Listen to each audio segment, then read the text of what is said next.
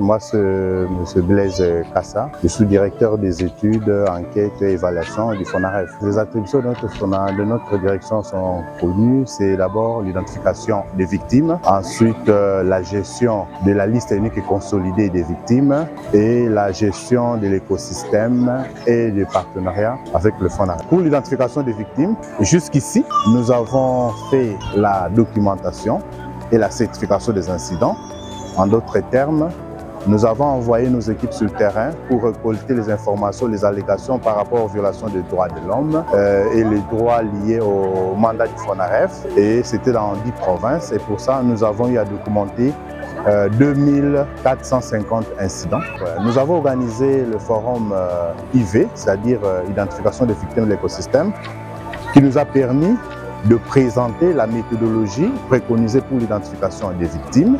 Et donc, il était nécessaire que la communauté, c'est-à-dire les victimes et les délégations de la société civile, qu'ils prennent connaissance de cette méthodologie et qu'ils apportent leur contribution pour cette méthodologie. Et c'est là qui nous permet en fait de distinguer deux types de victimes. Nous avons des victimes qui vivent dans les camps de déplacés, comme le camp ici, on a les déplacés, et nous avons les victimes qui vivent en famille.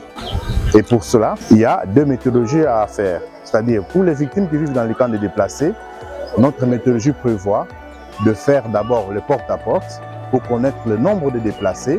Ensuite, une fois maintenant qu'on trouve dans le ménage des déplacés et des victimes, on les envoie au centre d'écoute pour qu'ils expriment les préjudices qu'ils ont subis.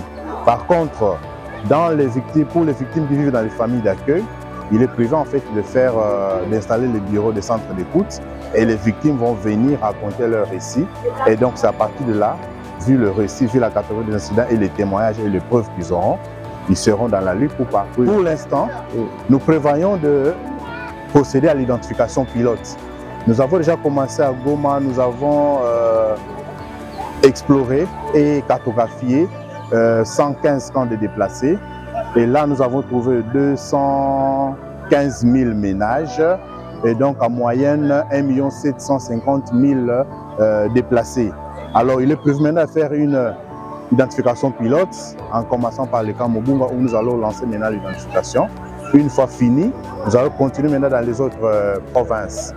Et donc, comme nous sommes ici, par exemple, dans la province de Chopo, notre présence, c'est-à-dire, nous allons cartographier le nombre de sites, ensuite le nombre de ménages, et après le nombre de déplacés.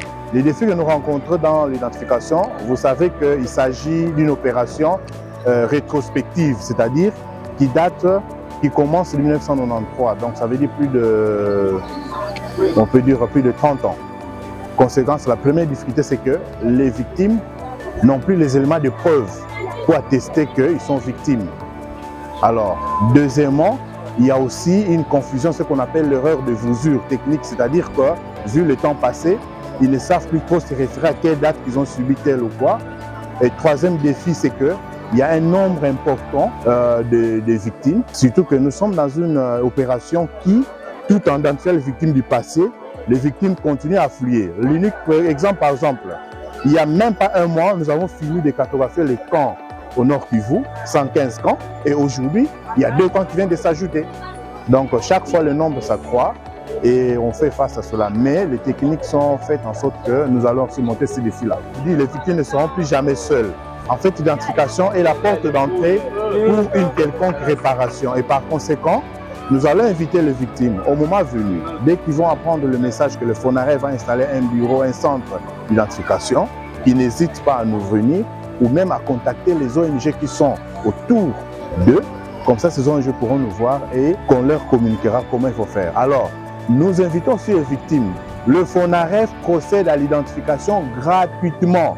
Toute personne qui viendra au nom du FONAREF vous dire que voilà, donnez ceci, donnez cela pour l'identification, dénoncez-le au FONAREF et nous allons le mettre hors d'état de nuire. Sinon, les partenaires sont là, vous pouvez comprendre le FONAREF, ils veulent contacter le FONAREF. Comme on n'a pas encore un bureau ici, il y a les BCNUDH, il y a des ONG qui sont là et vous pouvez facilement nous contacter.